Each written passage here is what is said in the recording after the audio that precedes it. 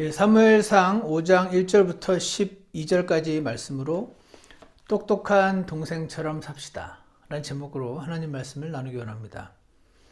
보통 집안마다 보면 이제 첫째 아이가 혼이 좀 많이 나고 둘째 아이는 그 혼나는 첫째를 보면서 알아서 행동을 잘 하는 바람에 혼이 좀 덜 나고 그런 것을 보게 됩니다. 저희 집도 그랬는데 예전에 제가 노자매님께 들었었는데 이제 성민이가 첫째니까 혼날 때 성은이는 책을 책을 거꾸로 들고 엄마 앞에서 책 읽고 있는 모습을 보였다는 말을 제가 듣고 너무 우스웠던 적이 있습니다. 둘째들이 오빠나 형이 혼나는 걸 보면서 나도 저렇게 혼나겠구나. 나는 지금 할 거 다 하고 책을 읽고 있어요. 엄마 이렇게 하는 거죠. 똑똑한 겁니다. 이것은 아주 잘하는 거죠. 오늘 우리 본문 성경을 보시면 블레셋 사람들이 좀 똑똑한 동생처럼 행했으면 좋았으련만 그렇게 아주 잘 알고 있지는 못하는 것 같아서 조금 안타깝다는 생각이 들었습니다. 오늘 이 사무엘상 5장에 나타난 하나님이 어떤 분인지 좀 살펴보면서 하나님은 우리가 똑똑한 동생들처럼 그렇게 행하기를 원하실 것 같다라는 생각을 하나님께서 주셨습니다.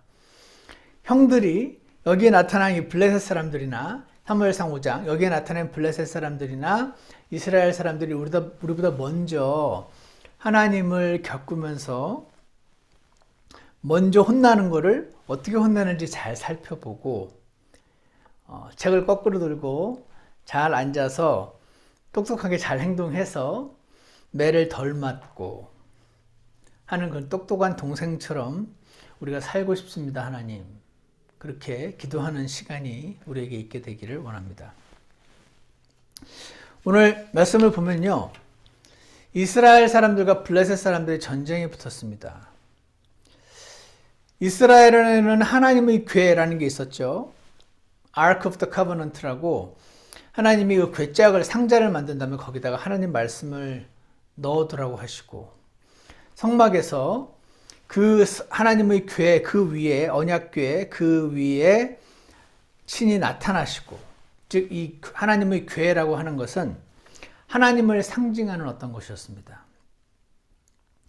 그래서 이 블레셋 사람들과 이스라엘 사람들이 싸우는데 전쟁을 하는데 이스라엘이 지고 있었거든요. 그래서 이스라엘 사람들이 이 하나님의 궤를 우리가 가지고 와야겠다. 궤는 하나님을 상징하니까 하나님이 오시면 우리가 전쟁에 승리하리라. 그렇게 생각을 한 겁니다. 근데 이 생각은 이스라엘뿐 아니라 블레셋 사람들도 똑같이 생각했습니다. 이들의 신이 얘기를 들었더니 굉장히 강력한 신이라고 하더라. 근데 이스라엘에 궤를 가지고 왔다고 하면서 막 환호하는 걸 들었을 때 이제 우리는 끝이구나 라고 이 블레셋 사람들도 그렇게 생각을 한 것이었습니다. 그런데 실제는 어떻게 됐었죠? 아니었습니다. 이스라엘은 이 하나님의 궤를 가지고 왔음에도 불구하고 전쟁에서 패배했어요. 이 블레셋 사람들은 이스라엘의 궤가 왔음에도 불구하고 싸웠더니 이겨버린 것입니다. 왜 그랬을까요? 왜냐하면 하나님은 그 궤 안에 계신 분이 아니었기 때문입니다. 하나님은 그 궤 안에 계신 분이 아니었음을 이스라엘도 몰랐고 블레셋 사람들도 몰랐기 때문에 그렇습니다. 그래서 그 궤가 있으면 승리를 하고 궤가 없으면 패배를 할 수 있는 그 궤가 승리를 보장하는 어떤 것이 아니었음을 이들은 둘 다 몰랐던 것이었습니다. 여러분, 궤가 없어도요, 하나님은 이스라엘과 함께 하실 수도 있었고요.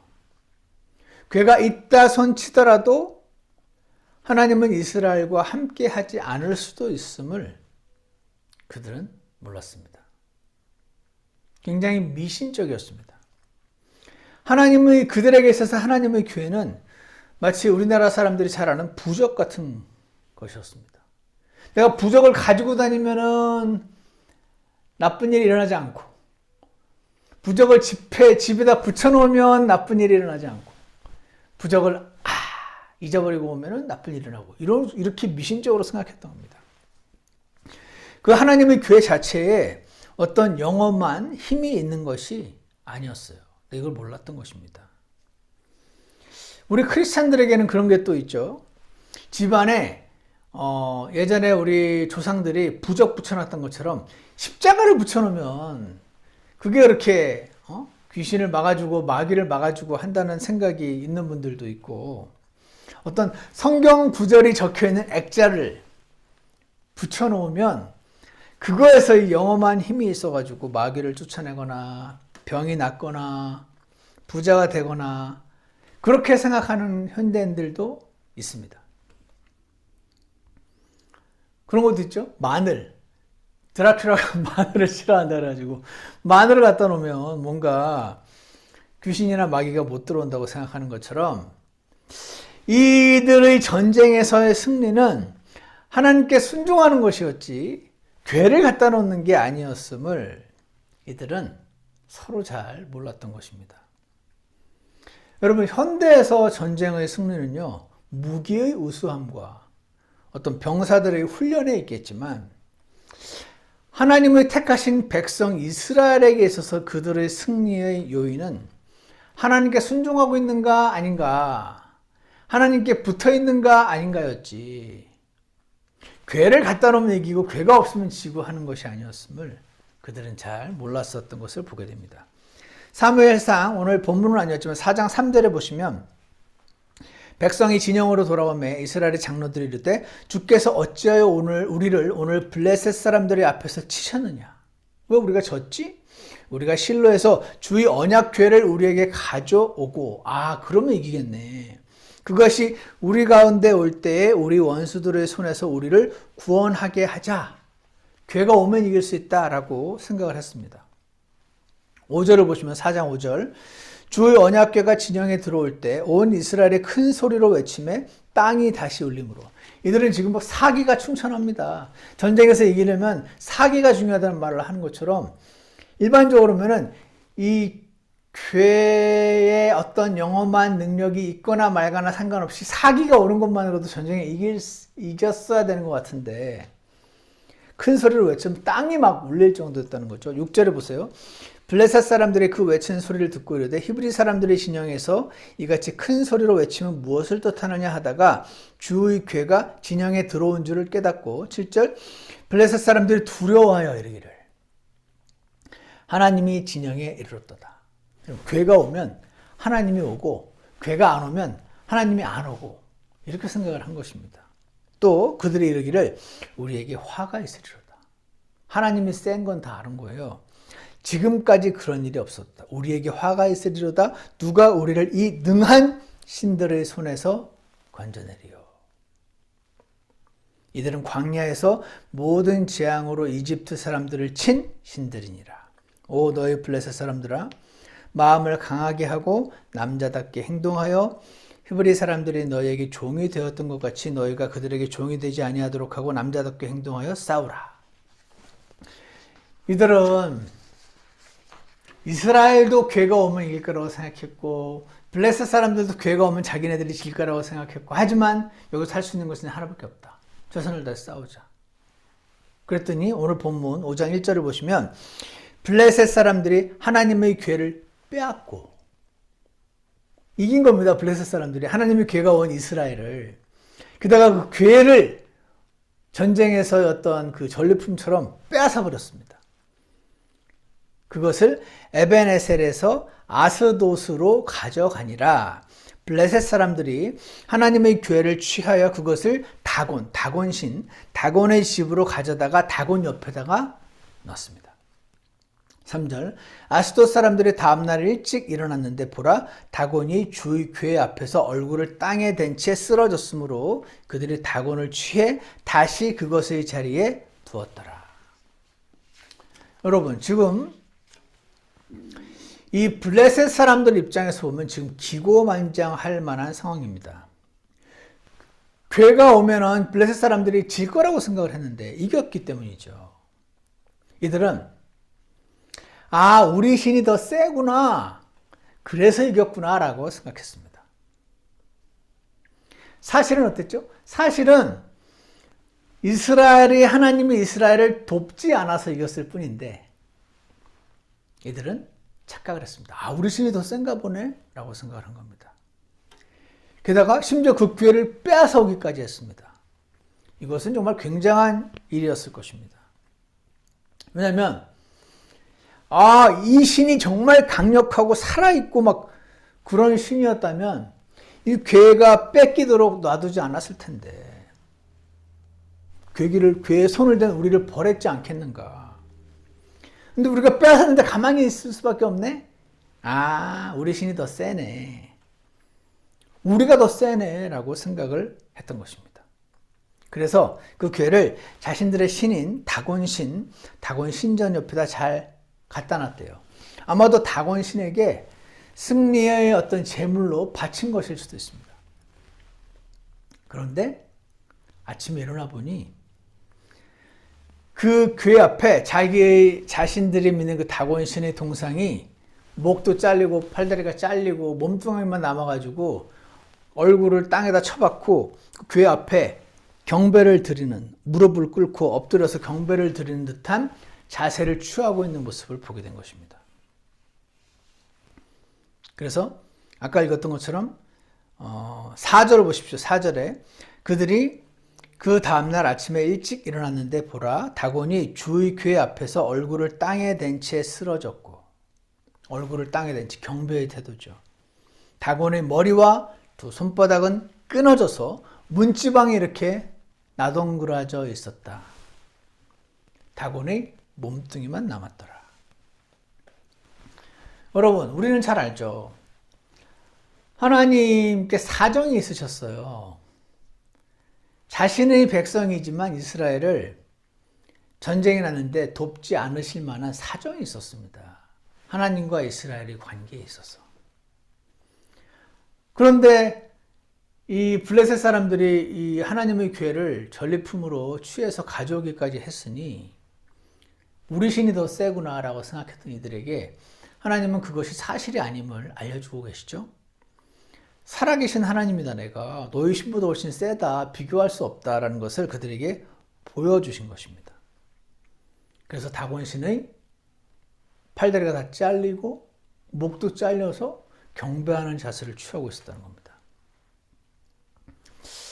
그 가운데 정말 영적으로 영민한 사람이 있었더라면, 어떤 영적인 일에 있어서 센시티브한 사람이 있었더라면 그들은 여기서 깨달았어야 됐습니다. 아까 그 서두에 말씀드렸던 것, 그 똑똑한 동생처럼 깨달았어야 되는 겁니다. 이렇게 하면 혼나는구나. 깨달았어야 되는 겁니다. 이 괴를 우리가 더 세서, 우리 신이 더 세서 가져올 수 있었던 게 아니네. 우리 신이 더 센 거였다면 지금 이런 팔다리가 잘리고 머리를 땅에다 대는 이런 태도로 되진 않았을 테니까. 그게 똑똑한 동생이죠. 근데 이들은 거기까지 생각은 못 미치고요. 그 끊어진 다곤의 머리가 문지방에 놓여 있는 걸 보고 그 문지방을 밟으면 우리 신의 머리가 거기에 닿았었던 거니까 부정탈까봐, 혹시 벌 받을까봐 문지방을 밟지 않으려고 행동을 했답니다. 굉장히 미신적인 행동 아닙니까? 오늘날 크리스찬들 중에서도 손 있는 날 이사하기를 두려워하는 분들이 많이 있습니다. 그들은 잘 모릅니다. 손 있는 날 이사하지 않으면 괜찮고 손 있는 날 이사하면 뭔가 잘못되고 그렇게 생각하는 겁니다. 핵심은 하나님께 연결되었는가, 하나님이 알려주신 죄들을 자백하고 주님께 연결되었는가, 그건데 손 있는 날만 피하면 된다고 생각하는 미신적인 크리스찬들이 요즘도 있지 않습니까? 제가 듣기로 중국의 크리스찬들은 그렇게 굉장히 미신적이라고 하는데 아마도 자신의 그 민족의 오랜 전통과 역사에게 문화의 영향이라고 생각을 합니다. 손 있는 날 이사해도 괜찮을 수 있고 손 없는 날 이사해도 망할 수 없음을 모르는 현대의 크리스찬들처럼 이 블레셋 사람들은 잘 몰랐던 것이죠. 6절을 보세요. 그러나 6절에 주의 손이 아스돗 사람들에게 엄중하게 임하고 그분께서 그들을 멸하시며 종기로 그들 곧 아스돗과 그것의 지경을 치심에 라는 말씀이 나옵니다. 하나님께서 그들을 종기로 치시는 장면을 우리가 보게 됩니다. 이들은요, 이스라엘의 하나님을 너무 잘 몰랐죠. 너무 겁이 없었습니다. 얼마나 두려우신 분인지 잘 몰랐습니다. 겁 없이, 두려움 없이 이스라엘 하나님을 가벼이 여겼습니다. 아, 우리가 이긴 거 보니까 우리가 더 세네. 우리가 괴를 빼앗았는데도 가만히 있네? 우리가 더 세네. 라고 생각했습니다. 하지만 이들에게 하나님은 경종을, 알람을 울려주고 계십니다. 여기 보시면 아스돗과 그것의 지경이라고 되는데 영어로 코스트라고 이게 바운더리입니다. 딱 아스돗의 그 지경, 경계선까지를 딱 전염병으로 치심으로, 종기로 치심으로 이게 일반적인 병이 아니라 하나님이 주신 병이라는 사실을 보여주신 거죠. 왜냐면 쉽게 알듯이 일반 전염병이면 딱 그 경계까지만 병이 임하고 그 밖은 안전할 리가 없잖아요. 다 퍼져나가는 거지. 마치 버겐 카운티 안에만 코로나가 임하고 그 경계를 벗어나자마자 아무도 코로나가 안 걸렸으면 아, 이거는 뭔가 일반 전염병이 아니네라고 생각하게 되는 것처럼 그런 것이었습니다. 자, 어쨌거나 이들은 최소한 이 괴 때문에 재앙이 우리에게 임한 것 같다라는 것까지 눈치를 챘습니다. 그래서 어떻게 합니까? 이 괴를 가드라는 도시로 옮기는 것을 보게 됩니다. 그럼 가드에 또 난리가 날 것임을 왜 이런 생각을 못했을까요? 성경에 기록되어 있지 않아서 잘은 모르지만 아마도 아스돗의 신보다 가드에 있는 신은 더 셀 수도 있어. 이렇게 생각한 것이 아니었을까 추측을 해봅니다. 아니나 다를까 그들의 생각과는 달리 이번에는 하나님께서 가드에 큰 재앙을 내리시는 걸 보게 됩니다. 9절에 보시면 그들이 그 궤를 옮겨간 뒤에 주의 손이 매우 큰 파멸과 함께 그 도시 가드를 치니라. 그분께서 작은 자든 큰 자든 그 도시 사람들을 치심으로 그들의 은밀한 부위에 종기가 나니라. 아, 가드로 보냈더니 안 되네. 가드 신도 안 되네. 그래서 어떻게 합니까? 여기서 똑똑한 동생 같았으면 아, 이렇게 하면 혼나는구나 하고 빨리 책을 거꾸로 들고라도 엄마가 기뻐하시는 아버지가 기뻐하시는 행동을 하려고 하는 게 똑똑한 동생일 텐데 이들은 여전히 잘 모릅니다. 그래서 어떻게 합니까? 이번엔 10절 에그론으로 보냅니다. 에그론의 신은 혹시 더 셀까 싶었던 거 아닐까요? 이들은 아직도 그 똑똑한 동생과는 달리 아직도 정신을 못 차렸습니다. 이 정도 되면 이 여호와라는 신은 우리 아스돗 가드 이런 우리의 이 민족 신과는 레벨이 다른 신인가 보네 라고 생각을 했으면 영적으로 똑똑한 동생 같은 사람들이 아니었을까 싶은데 이들은 에그론으로 보내봅시다 하는 것입니다. 그런데 정작 에그론 사람들은 바보가 아니었어요. 이들은 하나님이 제일 센 걸 알았습니다. 그래서 이 괴가 에그론에 오면 이제 우리 에그론 사람들은 다 죽는다 해가지고 막 못 오게 하려고 소리를 치는 장면이 10절에 나옵니다. 그러므로 10절 그들이 하나님의 괴를 에그론으로 보내니라. 하나님의 괴가 에그론에 이른즉 에그론 사람들이 부르짖어 이르되 그들이 이스라엘의 하나님의 괴를 우리에게로 가져다가 우리와 우리 백성을 죽이려 한다. 이렇게 하는 것을 보게 됩니다. 자만 보니까 똑똑한 사람들은 여러분 관찰을 잘해요. 셜록 홈즈가 왜 똑똑합니까? 그냥 보는 거랑 관찰하는 게 다르기 때문에 그렇습니다. 이 블레셋 사람들은 그냥 보기만 했을 뿐 잘 관찰하지 않았습니다. 아까 그 똑똑한 동생은 잘 관찰해서 이렇게 하면 오빠가 혼나는구나 잘 관찰을 했을 텐데, 교회가 이러는 것마다 재앙이 내려지네. 그래서 이들은 이렇게 실컷 매를 흠씬 두들겨 맞은 다음에 이들이 상의를 해서 어떻게 합니까? 교회를 이스라엘의 원래 자리로 돌려보냅시다. 안 그러면 우리 다 죽겠습니다. 이 결론에 이르기까지 너무 오래 걸렸어요. 하지만 좀 오래 걸리긴 하지만 지금이라도 이런 결론을 내려서 얼마나 잘한 것인지 모르겠습니다. 조금 늦긴 했지만 똑똑한 결론 맞죠. 잘 생각해보면 최소한 이렇게 하면은 이제 이 교회가 이스라엘에 가면 이제 이스라엘의 재앙이 내려지거나 아니면 최소한 거기에 재앙이 안 내려지더라도 최소한 이제 우리나라의 도시의 재앙은 그칠 테니까 이 교회를 돌려줍시다 라고 하는 것은 아주 똑똑한 결론이었습니다. 그런데 제가 이 말씀을 보면서 여기에서 좀 더 똑똑한 사람이 있었으면 얼마나 좋았을까. 조금만 더 깊이 생각해 보면 좋았을 텐데. 그런 생각이 들었습니다. 조금만 더 깊이 생각해 보면 이 신이 진짜 신이네. 이 생각을 했어야 되는 거잖아요. 왜냐면 우리나라 도시에 가져가는 곳마다 재앙이 내리고 우리 각 도시마다 다 우리 수호신들이 있는데 그 수호신들이 그냥 아무런 힘을 못 쓰고 당하는 걸 보니까 이 여호와라는 이 신이 진짜 신이네. 이 이스라엘의 신이 제일 세네. 우리나라 신들은 이 신을 못 막는 걸 보니까 이거를 이들은 깨달았어야 되는 거잖아요. 그죠? 근데 만약에 여기까지 깨달은 사람이 있었으면 한 단계 더 나아가는 게 맞습니다. 어떤 질문이 내려지면 그러면 이스라엘 사람들의 신이 우리 신들보다 더 센데 어떻게 우리가 이겼지? 이렇게 돼야 되는 거죠. 우리가 이겨서 우리 신이 더 센 줄 알았더니 아니에요. 보니까 돌아가는 상황을 보니까 이스라엘의 신이 더 세네? 그러면 정상적인 경우라면 이스라엘이 우리한테 이겨야 되잖아요. 근데 우리가 어떻게 이겼지? 어떻게 이긴 거죠? 이들은 아주 심플리 단순 무식하게 우리가 더 세네, 우리 신이 더 세네 라고 생각한 거죠.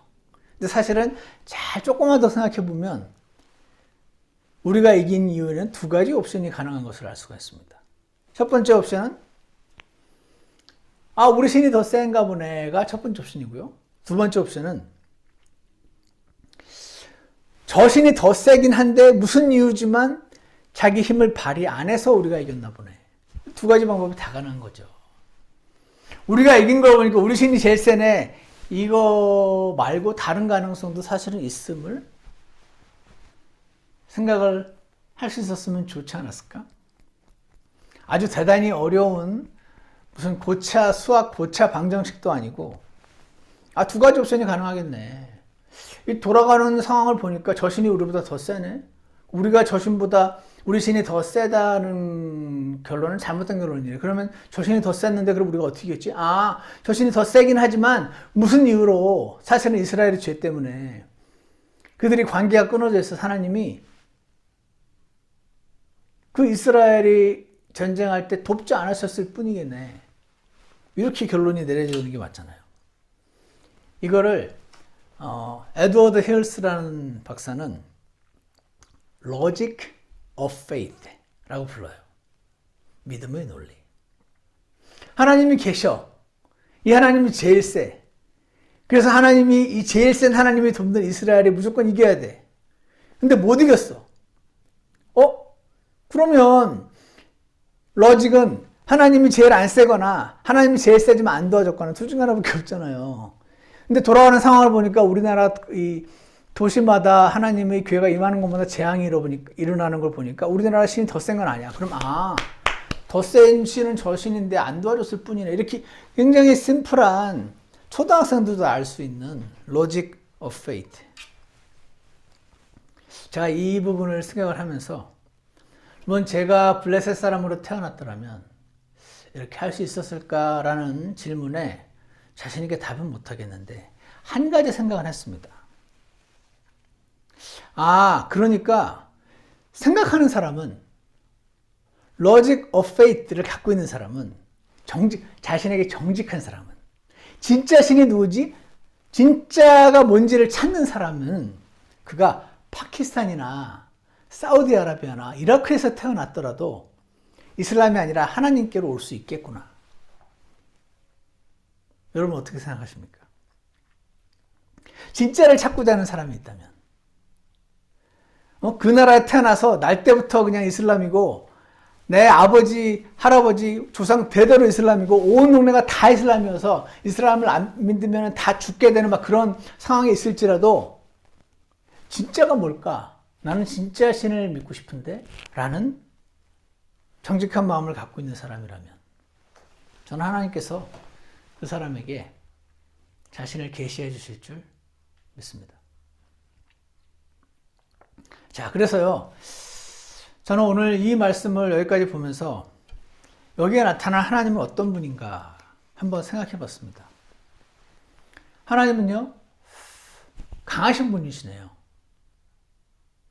그죠? 근데 강하시지만 그 힘을 때로 제한하기도 하시는 분이시네요. 그 힘을 발휘하지 않으실 때도 있는 거네요. 뭔가 자신의 사람들에게 깨우침을 주시려고. 그리고요, 이 이스라엘도 이거를 잘 몰랐을 판인데 괴가 오면 이기고 괴가 없으면 지는 거라고 이스라엘도 생각했을 판인데 하물며 블레셋 사람들은 당연히 모르지 않았을까? 하나님을 모르는 사람으로서.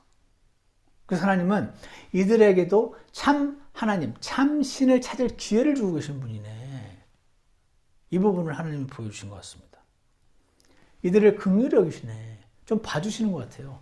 종기로 치셨을 뿐 다 죽이진 않으셨잖아요. 하나님이 괴를 가져오고 함부로 했다고 해서. 그래서 이 종기가 나네 우리한테. 우리 신이 더 약하네. 그럼 저 신이 더 세단 얘기네. 그러면 저 신이 더 센데 우리가 어떻게 이겼지? 세지만 그 센 힘을 발휘 안 하신 것뿐이네. 뭔가 이스라엘이 잘못했나 보네.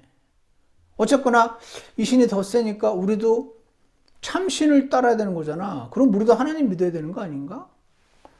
이렇게 생각할 수 있는 사람들에게 기회를 주고 계셨던 것이 아닌가. 종기로 다만 그들을 치셨다며. 여러분, 이 하나님을요, 우리에게 적용하면 어떨까 참 생각해 봤습니다. 우리도,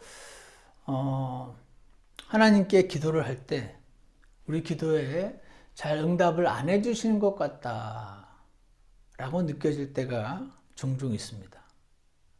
그럴 때 옵션이 있습니다. 아까 그처럼 몇 가지 옵션이. 첫 번째 옵션은요, 하나님 안 계신 거 아닌가 하는 옵션입니다. 없으니까 안 들어주지 기도를. 아니면 2번은, 두 번째 옵션은 하나님은 계시긴 해. 능력도 있으셔. 근데 내 기도를 그렇게 열심히 잘 챙겨서 들어주시는 분이 아니야. 너무 수많은 사람들이 기도를 하니까 나 같은 사람의 기도까지 이렇게 신경을 안 써주시지 않을까? 이게 두 번째 옵션입니다. 세 번째 옵션. 하나님은 나 같은 사람의 기도를 들어주기를 원하시는데 능력이 좀 부족하셔. 그래서 이 상황은 해결을 못 하시니까 안 들어주시는 거지. 이게 세 번째 옵션입니다. 네 번째 옵션은 아니야. 하나님은 능력도 있으시고 원함도 있으시지만 나한테 무언가를 가르치시려고 잠시 능력을 제한하시는 분일 수도 있어. 그러니까 내가 할 일은 주님, 제가 무엇이 변화되기를 원하시죠? 주님, 혹시 이제 때문에 그러시나요? 이렇게 주님께 죄를 자백하는 사람이 나오겠죠. 네 번째 옵션을 믿는 사람은. 그래서 우리가 기도를 했는데 응답이 잘 안 온다. 그러면은 이 네 가지 옵션이, 물론 여기에 한두 가지가 더 더해질 수는 있지만 그냥 심플리파이 시켜서 이 네 가지 옵션이 가능한 것을 생각하게 됩니다.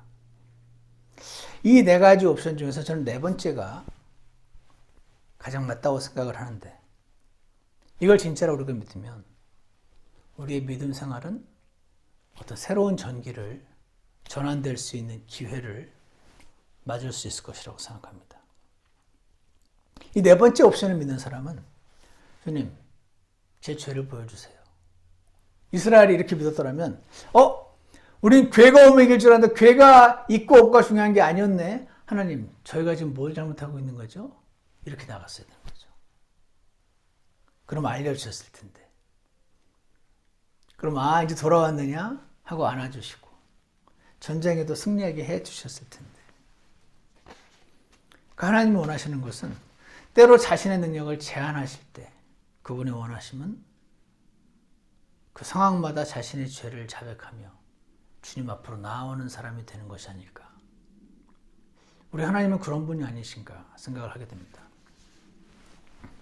상황을 잘 살펴보고 상황을 잘 관찰해서 합리적인 추론과 합리적인 추리를 하는 셜록 홈즈 같은 사람이 똑똑한 사람이듯이 오빠가 형이 이렇게 그렇게 말하고 저렇게 말하니까 혼나는구나 하는 것을 잘 관찰하여 나는 저렇게 안 해야지 책을 읽고 하는 이 동생이 똑똑한 동생이듯이 사랑하는 여러분, 하나님과 관련된 일만큼은 저와 여러분이 똑똑한 사람이 되기를 소망합니다.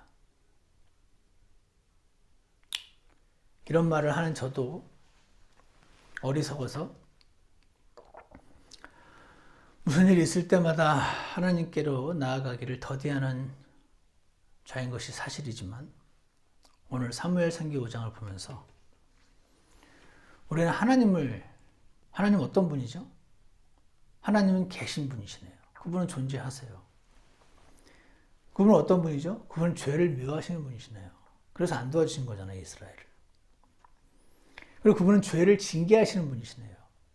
그래서 이스라엘 블레셋에게 패하고 괴를 빼앗기는 일까지 허락하셨죠. 그런데 죄를 지을 때마다 그 죄를 완전히 끝장을 보시는 그런 분은 아니시네요. 징계를 좀 늦춰주시기도 하시고 좀 봐주시기도 하시면서 우리가 당신께로 돌아오기를 원하시는 분인 것 같습니다. 그리고 모르고 죄를 짓는 자들에게, 잘 몰라서 죄를 짓는 자들에게 은혜를 베풀으셔서 너무 심하지 않게 징계를 허락하시기도 하는 그런 분이신 것 같습니다. 그렇다면 어떻게 해야 되죠? 빨리빨리 주님께로 우리가 돌아가기를 원합니다. 여러분과 제게 일어나는 모든 악한 상황들이 전부 하나님의 징계라고 말씀드리는 것은 아닙니다. 그럴 수도 있고 아닐 수도 있다는 말입니다. 욥의 경우를 보면 자신에게 일어난 악한 일이 하나님의 징계는 아니었던 것을 볼 때 우리는 나에게 일어나는 모든 악한 상황들은 전부 하나님의 징계다. 이렇게 단순하게 말하면 쉬운데 그렇게 아주 단순한 일만은 아닌 것 같습니다. 어떤 겁니까? 성경에 나타난 하나님은 거룩한 분이시고 자신의 자녀들을 사랑하는 분이시며 자신의 자녀들과 함께 하시는 분이셔서 그들이 나를 떠나서 멀리 가면 내버려 둘 수만은 없어서 돌아오게 하시기 원하시는 그런 분이시네. 교회를 갖고 있으면 전쟁의 승리를 개런티하는 게 아니듯이 여러분과 제가 교회를 다니는 걸 잘하는 거죠. 저는 여러분이 교회를 안 빠지고 예배를 안 빠지고 목숨을 걸고 예배를 빠지지 않고 그러시기 원합니다. 그럼에도 불구하고 교회를 출석하는 것이 나의 승리를 개런티하지 못하죠. 저는 여러분의 킹제임 성경 하나님 말씀을 너무너무 사랑하기 원합니다. 하지만 킹제임 성경을 가지고 다니는 것이 그걸 사랑한다고 막 고백하는 것이 여러분과 저의 승리를 개런티하지 못합니다. 성경적으로 합당하고 좋은 독립침례교회를 다니는 것이 여러분과 저의 승리를 개런티하지 못하는 것처럼 하나님께서 우리에게 원하시는 것은 그분께로 돌아가는 것입니다. 나 자신을 살피고 주님을 기쁘시게 하기를 고백하기 원합니다. 그래서 나의 죄를 자백하기만 하면 묻지도 따지지도 않고 용서해 주시는 하나님, 그분께로 나아가기 원합니다. 때로는 우리가 죄를 자백하지 않고 계속 고집스럽게 그 길을 계속 걸어간다 하더라도 바로바로 다 완전히 징계해버리지 않으시고 오래 참으시면서 돌아오기를 기다리시는 하나님이신 것도 보게 됩니다. 이 블레셋 사람들이나 이스라엘 사람들을 볼 때 지은 죄에 비해서 훨씬 더 적은 징계를 주시는 하나님이신 것도 보게 됩니다. 하지만 그 와중에 깨닫고 자신에게로 돌아오기를 원하시는 하나님이심을 보게 됩니다. 그래서 우리가 영적으로 똑똑해서 매를 덜 맞는 동생처럼 그렇게 되기를 원하십니다. 요한일서 1장 9절과 10절에 만일 우리가 죄를 짓지 아니하였다고 말하면 우리가 그분을 거짓말하는 분으로 만들며 나는 죄가 없어요 이렇게 말할 수 있는 사람은 아무도 없어요. 제가 우리 교회 성도들 아무나 붙잡고 당신 죄 있죠? 저는 죄 없어요. 저는 요즘 얼마나 상태가 좋은데요. 어제도 하나님 말씀 읽고 묵상 하루 종일 하고 막 회개하고 울었어요. 저는 죄 없어요. 이렇게 말할 수 있는 사람이 없다. 우리가 죄를 짓지 아니하였다고 말하면 우리가 그분을 거짓말하는 분으로 만들며 또한 그분의 말씀이 우리 속에 있지 아니하니 우리가 우리 죄들을 자백하면 그분께서는 신실하시고 의로우사 우리의 죄들을 용서하시며 모든 불의에서 우리를 깨끗하게 하시느니라. 아멘. 우리 이 말씀을 믿습니다. 똑똑한 동생처럼 그분께 오늘 나아가시는 저와 여러분이 되기를 간절히 원합니다. 기도하겠습니다. 선하신 하나님 아버지, 오늘 블레셋 사람들과 이스라엘 사람들을 대하시는 하나님 모습을 보면서 이들이 참 어리석다고 생각을 우리가 할 수도 있지만 사실은 이들의 모습이 우리 안에서도 발견됨을 주님 앞에 고백합니다. 나에게 어떤 징계가 바로 내려지지 않는다고 해서 내가 지금 죄 가운데 있지 않다. 나는 참 지금 하나님과 가깝다라고 스스로 자신을 속이지 않도록 좀 도와주시옵소서. 그렇다고 맨날 눈물과 낙담되어 살아가자는 말이 아니고 하나님께서는 자신에게 나오는 자들을 안아주시고 보듬어주시고 품어주시고 씻어주시고 용서해주시는 분이심을 다시 한번 기억합니다. 주님, 저희들의 죄를 자백할 때마다 기쁘게 받아주시고 미신적이지는 않지만 주님께로 돌아가서 주님과 함께하는 자들 될 수 있도록 도와주시옵소서. 형이나 오빠가 행하는 잘못들을 보면서 스스로를 돌이킬 줄 아는 동생들처럼 주님, 우리의 형에 해당되는 이 블레셋 사람들과 이스라엘 사람들의 일들을 보면서 주님 앞에 우리의 자세를 바로잡는 자들 될 수 있도록 축복하여 주시옵소서. 예수님 이름으로 기도드렸습니다. 아멘. 우리 다 같이 찬송가 347장 함께 부르시겠습니다.